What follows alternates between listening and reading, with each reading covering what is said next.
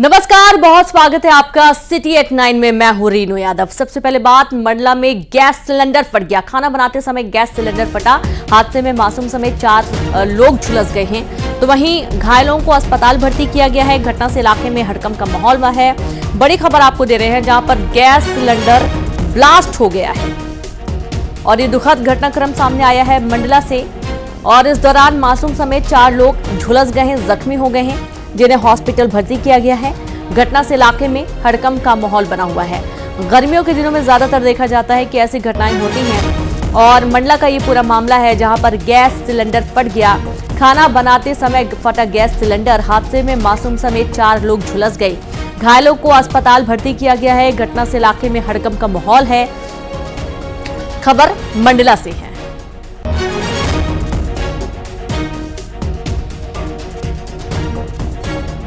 तो देखिए, एक मासूम समेत 4 लोगों को हॉस्पिटल भर्ती किया गया है। कुछ को ज्यादा चोट आई है, कुछ ज्यादा जख्मी हुए हैं और कुछ को कम चोट आई है।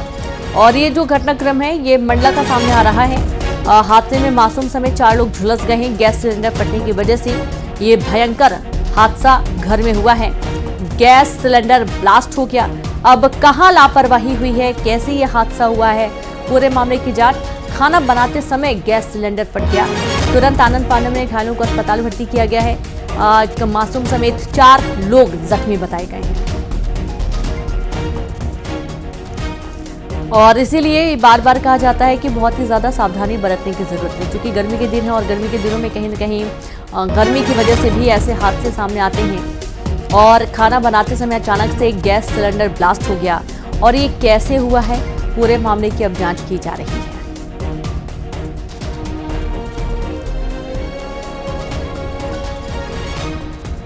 तो एक मासूम, नन्हा मासूम इसमें जख्मी हुआ है और कई लोग इसमें, कुल 4 लोग परिवार में जो मौजूद थे जख्मी बताए जा रहे हैं, जिन्हें अस्पताल भर्ती किया गया है। इलाज जारी है। खबर मंडला से है, जहां पर गैस सिलेंडर फटा।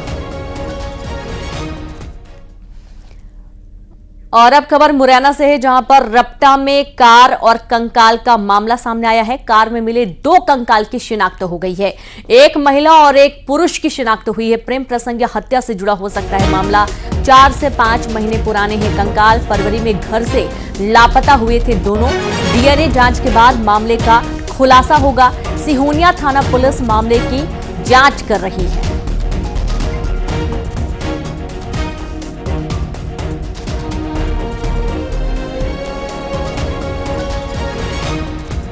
तो खबर मुरैना से आपको दे रहे हैं, जहां रपटा में कार और कंकाल का मामला, जहां कार में मिले 2 कंकाल की शिनाख्त हुई है।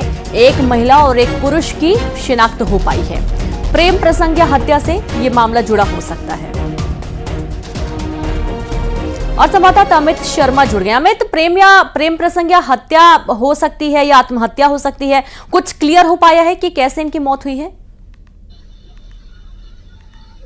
देखिए, अभी तक क्लियर तो नहीं हो पाया है, लेकिन प्रेम प्रसंग या हत्या इसलिए कह रहे हैं क्योंकि जो कार रपटे में मिली है, क्योंकि जो सिहोनिया थाना क्षेत्र के अंतर्गत गोपी गांव आता है, वहां से एक कुआरी नाम की नदी निकली है और उसी के पास एक रपटा बनाया गया है।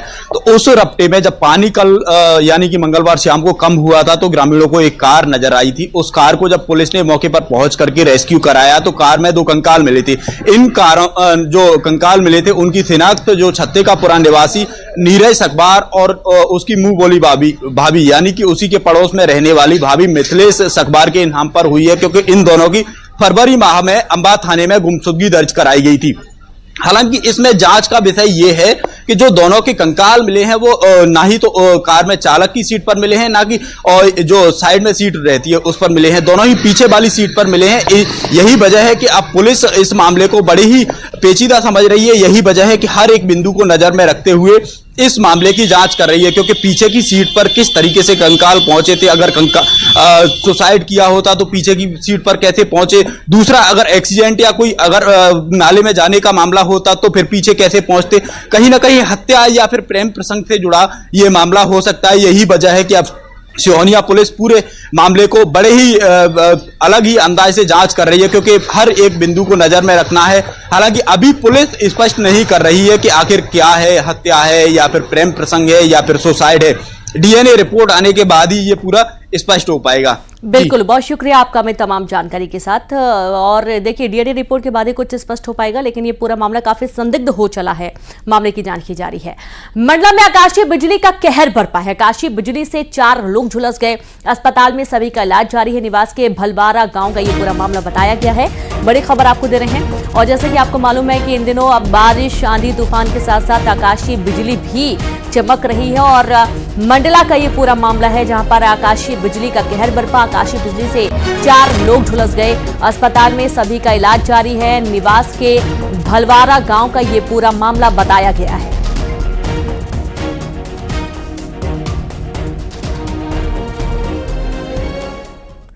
दुर्ग में आरटीई एडमिशन में फर्जीवाड़ा मामला सामने आया। 2 लोगों के खिलाफ मामला दर्ज कर लिया गया है। जिला शिक्षा अधिकारी ने एसपी को दस्तावेज सौंपे हैं। फर्जी दस्तावेजों से एडमिशन दिलाने का प्रयास किया गया।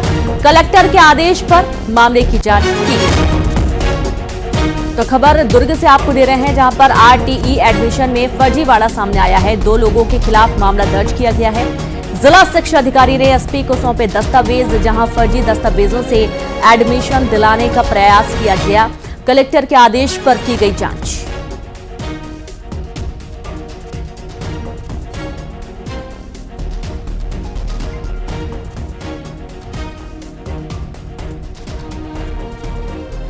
और संवाददाता मिथिलेश ठाकुर जुड़ गए हैं। मिथिलेश, अब ये पूरा मामला बताइए विस्तार से, जहां पर आरटी एडमिशन में फर्जीवाड़ा मामला सामने आ रहा है। 2 लोगों के खिलाफ मामला दर्ज किया गया। कैसे इस पूरे मामले का भंडाफोड़ हुआ है?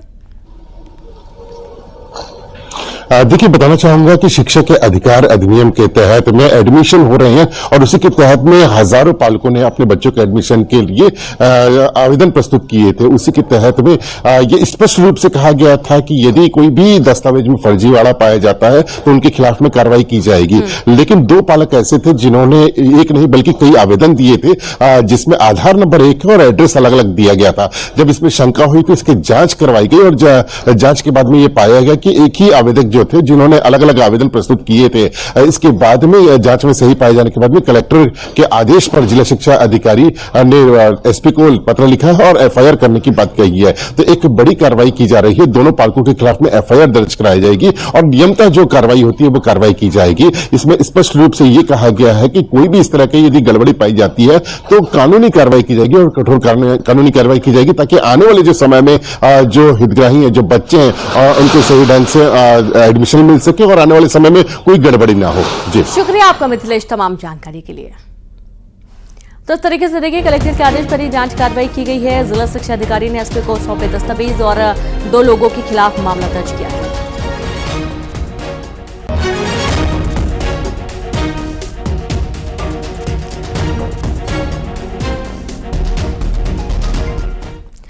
तो वहीं भोपाल से खबर है, जहां राजधानी में फिर हुआ बाघ का मूवमेंट। जी हां, केरवा रोड के पास फार्म में बाघ नजर आया है। बाघ का मूवमेंट सीसीटीवी कैमरे में कैद हुआ है। बाघ दिखने के बाद क्षेत्र में दहशत का माहौल बना हुआ है। खूंखार जानवर इलाके में घूम रहा है।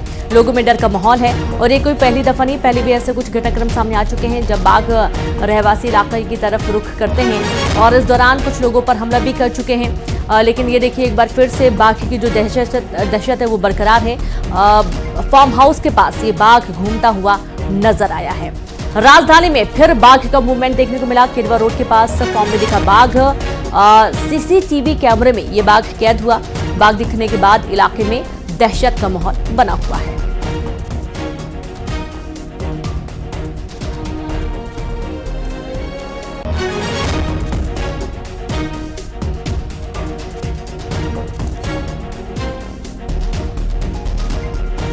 तो देखिए, एक बार फिर से तस्वीर आप देख लीजिए। और आप सभी, जब तक स्पष्ट ना हो जाए कि बाघ जंगल की तरफ जा चुका है, अगर ये संदेह है कि इलाके में घूम रहा है, तो बिल्कुल भी देर रात या दिन में भी अकेले घर से बाहर ना निकलें। सतर्क रहें ताकि किसी भी तरीके के बाघ के हमले से बचा जा सके।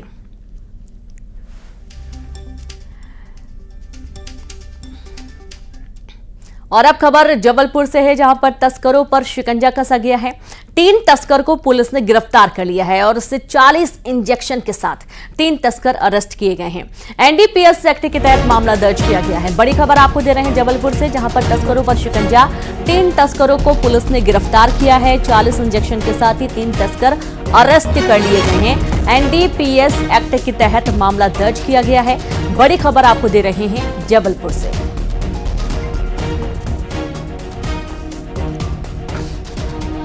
आज एक पंकज झारिया आरोपी है, उसके साथ में अन्य 2 आरोपी रेहान और सुजल सोनकर, ये 3 लोग मिलके हनुमान मंदिर के पास बापू नगर में अवैध रूप से नशीले इंजेक्शन बेचने की फिराक में थे। उसी समय विश्वसनीय मुखबिर की सूचना पर पुलिस के द्वारा दबिश दी गई, तो 2 लोग तो भाग गए। एक ये पंकज झारिया मिला, जिससे हमने 2 प्रकार के 40 इंजेक्शन जब्त किया है और प्रकरण पंजीबद्ध कर विवेचना में लिया। तो वहीं जबलपुर में तस्करों पर शिकंजा कसा गया। 3 तस्करों को पुलिस ने गिरफ्तार कर लिया है। अब आगे बढ़ेंगे, जहां छत्तीसगढ़ शराब घोटाले से जुड़ी बड़ी जानकारी है। आज अनवर ढेबर को रायपुर कोर्ट में पेश करेगी पुलिस। 11 बजे जिला न्यायालय में होगी पेशी। यूपी एसटीएफ ने अनवर ढेबर को किया गिरफ्तार, जहां दोनों पक्ष कोर्ट में अपना अपना पक्ष रखेंगे। यूपी एसटीएफ रिमांड पर लेने के लिए रखेगी पक्ष। कल रात हुई अनवर ढेबर की गिरफ्तारी और अब इस मामले में गहनता से जांच की बात। छत्तीसगढ़ शराब घोटाला बहुत बड़ा ये घोटाला है, जहां आज अनवर ढेबर को रायपुर कोर्ट में पेश किया जाएगा। पुलिस पेश करेगी। 11 बजे जिला न्यायालय में होगी पेशी। यूपी एसटीएफ ने अनवर ढेबर को गिरफ्तार किया है। दोनों पक्ष कोर्ट में रखेंगे अपना पक्ष। यूपी एसटीएफ रिमांड पर लेने के लिए रखेगी पक्ष। कल रात हुई है अनवर ढेबर की गिरफ्तारी। बड़ी खबर आपको दे रहे हैं रायपुर से।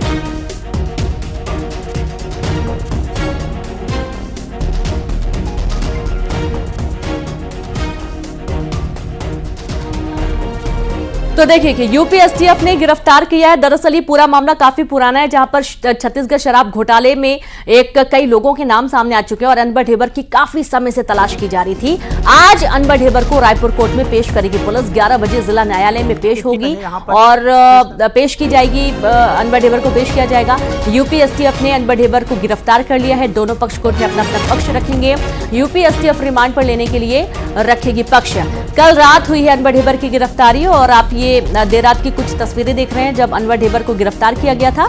और अब छत्तीसगढ़ शराब घोटाले में बहुत ही अहम कड़ी अनवर ढेबर माना जा रहा है, जिसे पुलिस ने गिरफ्तार किया और आज कोर्ट में पेश किया जाना है।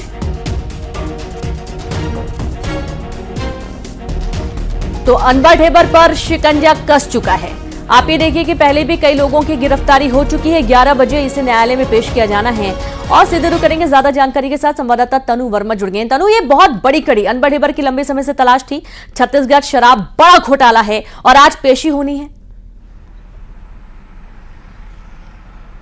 जी बिल्कुल, देखिए छत्तीसगढ़ शराब घोटाले मामले में बीते दिनों यूपी एसटीएफ की टीम ने जो है अनवर ढेबर की गिरफ्तारी की है। इसके साथ ही एपी त्रिपाठी को भी जो है आज यूपी एसटीएफ की टीम जो है मेरठ में पेश करने वाली थी, लेकिन यूपी जाने के लिए 24 घंटे से ज़्यादा का समय लगेगा, जिसके चलते आज रायपुर न्यायालय में दोनों को जो है वो पेश किया जाना है। और इसको लेने के लिए बीते दिनों ही यूपी एसटीएफ की टीम जो है वो सेंट्रल जेल पहुंची थी, जहाँ पे अनवर ढेबर के बाहर निकलते ही परिजन जो है अनवर ढेबर के अस्पताल में जो है एडमिट होने की मांग कर रहे थे। और जैसे ही अनवर ढेबर जो है वो सेंट्रल जेल से बाहर निकल रहे, परिजनों के द्वारा जो है एम्बुलेंस भी बुला लिया गया। और इस बीच बड़ी गहमा गहमी के बीच यूपी एसटीएफ की टीम ने जो है अनवर ढेबर को गिरफ्तार किया है और कड़ी सुरक्षा के बीच जो है उनको एम्बुलेंस से बाहर निकालकर सिविल थाने जो है वो लेकर गई है। जिसके बाद आज अनवर ढेबर को जो है रायपुर न्यायालय में जो है वो पेश किया जाएगा। करीब 11 से 12 बजे कोर्ट में जो है उनकी पेशी होनी है। इसके साथ ही उनके साथ में एपी त्रिपाठी को भी जो है वो लाया जाएगा। तो आज जो है 12 बजे के आसपास ये जो है पेशी होनी है। और पहले यूपी एसटीएफ की टीम जो है फ्लाइट के माध्यम से उन्हें दिल्ली लेकर जाने वाली थी। इसके बाद उन्हें जो है यूपी लेकर जाया जाता, लेकिन 24 घंटे से ज़्यादा का समय इस पर लगेगा, जिसके चलते आज रायपुर में इनको पेश किया जा रहा है। जी जी बिल्कुल, बहुत शुक्रिया आपका जानकारी के लिए तनु। तो इस तरीके से आज रायपुर न्यायालय में इन्हें पेश किया जाएगा और दोनों ही पक्ष अपनी अपनी बात रखेंगे। अनवर ढेबर की रायपुर कोर्ट में आज पेशी होनी है और 11 बजे ये पेशी होनी है।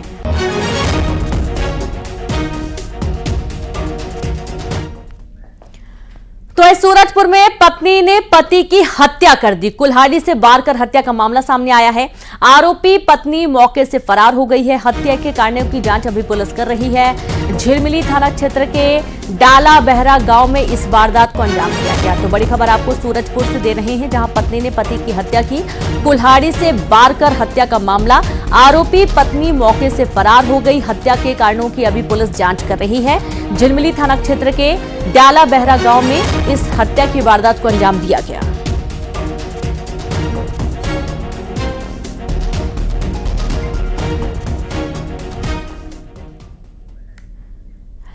राजनांदगांव जिले के 24 गांव में लोगों को पीने के लिए पानी नहीं मिलने के मामले सामने आ रहे हैं और आगे बढ़ेंगे, जहां पर सूरजपुर में पत्नी ने पति की हत्या की और अब आप ये देखिए कि रेल यात्री ध्यान दें, पूरी खबर बताएंगे आपको। ये खबर आपके लिए काफी महत्वपूर्ण है, जहां 24 गांव में लोगों को पीने के लिए पानी नहीं मिलने के मामले में हाई कोर्ट में सुनवाई हुई। जल संकट से परेशान लोगों की जनहित याचिका पर राज्य सरकार ने दिया जवाब। सरकार की ओर से कहा गया कि जल संकट की स्थिति नहीं है, सुबह शाम नल से घरों तक पानी पहुंच रहा है। शासन के इस दावों की जांच के लिए हाईकोर्ट ने कोर्ट कमिश्नर नियुक्त किया है। चीफ जस्टिस की डिवीजन बेंच ने दुर्ग कलेक्टर को कोर्ट कमिश्नर को सुरक्षा मुहैया कराने के भी निर्देश दिए गए हैं। मामले की अगली सुनवाई 15 जुलाई को होगी। तो देखिए, राजनांदगांव जिले के 24 गांव में लोगों को पीने के लिए पानी नहीं मिलने के मामले हाई कोर्ट में हुई सुनवाई। जल संकट से परेशान लोगों की जनहित याचिका पर राज्य सरकार ने जवाब दिया। सरकार की ओर से कहा गया कि जल संकट की स्थिति नहीं है, सुबह शाम नल से घरों तक पानी पहुंच रहा है और शासन के दावों की जांच के लिए हाईकोर्ट ने कोर्ट कमिश्नर नियुक्त किया है। चीफ जस्टिस की डिवीजन बेंच ने दुर्ग कलेक्टर को कोर्ट कमिश्नर को सुरक्षा मुहैया कराने के भी निर्देश दिए हैं। मामले की अगली सुनवाई 15 जुलाई को होगी।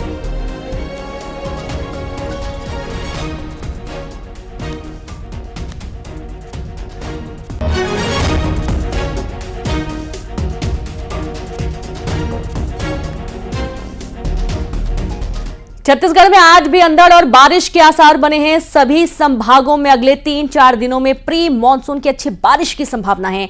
कुछ दिनों में मध्य छत्तीसगढ़ में मानसून होगा एक्टिव। अगले 24 घंटे में 15 से ज्यादा जिलों में बारिश की संभावना व्यक्त की गई है। तो बड़ी खबर आपको दे रहे हैं छत्तीसगढ़ से, जहां पर आज भी अंधड़ और बारिश के आसार बने हुए हैं, जहां सभी संभागों में अगले 3-4 दिनों में प्री मानसून की अच्छी बारिश की संभावना व्यक्त की गई है।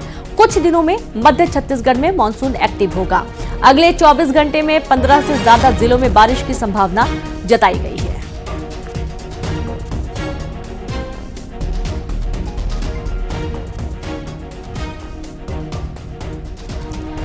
तो देखिए, 24 घंटे में 15 जिलों में बारिश का अनुमान और इससे कहीं ना कहीं बहुत बड़ी राहत गर्मी से लोगों को मिलने वाली है, क्योंकि छत्तीसगढ़ में आज भी अंधड़ और बारिश का अनुमान मौसम विभाग ने जताया है और जल्द ही अच्छी खासी बारिश होगी। प्री मानसून सक्रिय हो जाएगा। 15 जिलों में जोरदार बारिश के आसार बने हुए हैं। तो वहीं दुर्ग में दुष्कर्म के आरोपी को उम्र कैद की सजा। नाबालिग से दुष्कर्म के आरोपी को उम्र कैद की सजा सुनाई गई है। दुर्ग न्यायालय ने सुनाई है सजा। ब्लैकमेल कर नाबालिग से दुष्कर्म की घटना को अंजाम दिया गया। स्मृति नगर चौकी क्षेत्र का ये पूरा मामला बताया गया है। तो खबर दुर्ग से आपको दे रहे हैं, जहां दुर्ग में दुष्कर्म के आरोपी को उम्र कैद की सजा सुनाई गई है। नाबालिग से दुष्कर्म के आरोपी को उम्र कैद की सजा सुनाई गई। दुर्ग न्यायालय ने सुनाई सजा। ब्लैकमेल कर नाबालिग से दुष्कर्म किया। स्मृति नगर चौकी क्षेत्र का यह पूरा मामला बताया गया है। और अब सख्ती से खबर मिल रही है, जहां पुलिस अभिरक्षा से फरार आरोपी को पुलिस ने गिरफ्तार कर लिया है। 12 जून को जेल जाने से पहले चकमा देकर हुआ था फरार। अवैध शराब बेचने का है आरोप। कांग्रेस नेता पर भी आरोप लगा है। आरोपी को छोड़ने के लिए पुलिस पर दबाव डालने का आरोप लगा है। बड़ी खबर आपको दे रहे हैं सख्ती से, जहां पुलिस अभिरक्षा से फरार आरोपी को पुलिस ने गिरफ्तार कर लिया। 12 जून को जेल जाने से पहले चकमा देकर हुआ था फरार, जहां अवैध शराब बेचने का आरोप लगा। कांग्रेस नेता पर भी आरोप लगा। आरोपी को छोड़ने के लिए पुलिस पर दबाव डालने का आरोप लगाया गया।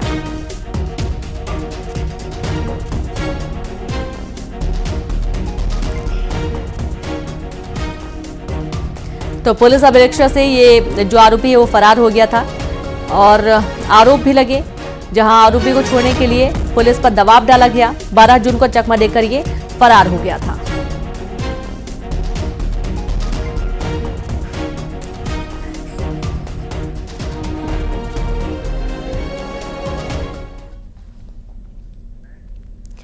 बिलासपुर जोन से गुजरने वाली 115 ट्रेनें रद्द कर दी गई हैं। रेल यात्रियों की परेशानी बढ़ गई। 5 लाख से ज्यादा के टिकट रेलवे ने रिफंड कर दिए हैं। 19 जून से 10 जून तक होगी परेशानी, जहां मेंटेनेंस के कारण ये ट्रेनें रद्द कर दी गई हैं। और अगर आप कहीं भी जा रहे हैं तो सबसे पहले आप अपने ट्रेन की जानकारी जुटा लीजिए कि ट्रेन निकली है या वो रद्द हो चुकी है, और तभी आप सफर के लिए तैयार रहें, क्योंकि बिलासपुर जोन से गुजरने वाली 115 ट्रेनें हैं जिन्हें रद्द किया गया है। रेल यात्रियों की परेशानी से जाहिर सी बातें बढ़ने वाली है। तकरीबन 5 लाख से ज्यादा जो टिकट्स हैं वो रद्द कर दिए गए हैं, रिफंड कर दिए गए हैं। और 19 जून से 10 जुलाई तक ट्रेनें रद्द रहने वाली है। मेंटेनेंस के कारण इन ट्रेनों को रद्द किया गया है।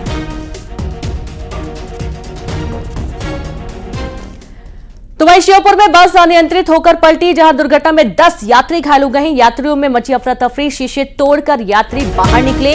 जयपुर से श्योपुर आ रही थी बस। सवाई माधोपुर हाईवे के पाली पुल का ये पूरा मामला बताया गया है। तो बड़ी खबर श्योपुर से आपको दे रहे हैं, जहां बस अनियंत्रित होकर पलट गई। दुर्घटना में 10 यात्री घायल हुए हैं। यात्रियों में मची अफरा तफरी। शीशे तोड़कर यात्री निकले बाहर।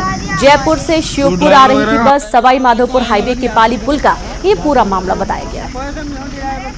संवाददाता दीपक दंडोतिया जुड़ गए हैं। दीपक, अनियंत्रित होकर वाहन पलट गया, बस पलट गई, कुल कितने लोग इसमें सवार थे, कितने जख्मी हुए हैं? जी बिल्कुल, जहां तक बस में सवार यात्रियों की बात करें तो 40 से 45 यात्री इस बस में सवार थे, क्योंकि जयपुर से लौटने वाली इन बसों में ज्यादातर मजदूर अपने घर के लिए लौटते और ज्यादातर मजदूर ही इसमें सवार थे। जब ये हादसा हुआ तो ज्यादातर लोग सोए हुए थे, क्योंकि सुबह 4 बजे का टाइम था और जैसे ही बस पलटी तो उसके अंदर अफरा तफरी मच गई। बाद में लोगों ने शीशे तोड़ करके खुद को बाहर निकाला है। इस घटना में एक यात्री गंभीर रूप से घायल है, जिसे सवाई माधोपुर के अस्पताल के लिए रेफर किया गया है। बाकी 9 लोगों को प्राथमिक अस्पताल में प्राथमिक ट्रीटमेंट कराने के बाद घर भेज दिया गया है। तो एक हादसा है, बड़ी अनहोनी घटना यहाँ पर टली है, क्योंकि चंबल नदी के पास में ये घटना हुई है। ठीक है, बहुत शुक्रिया आपका दीपक तमाम जानकारी के लिए।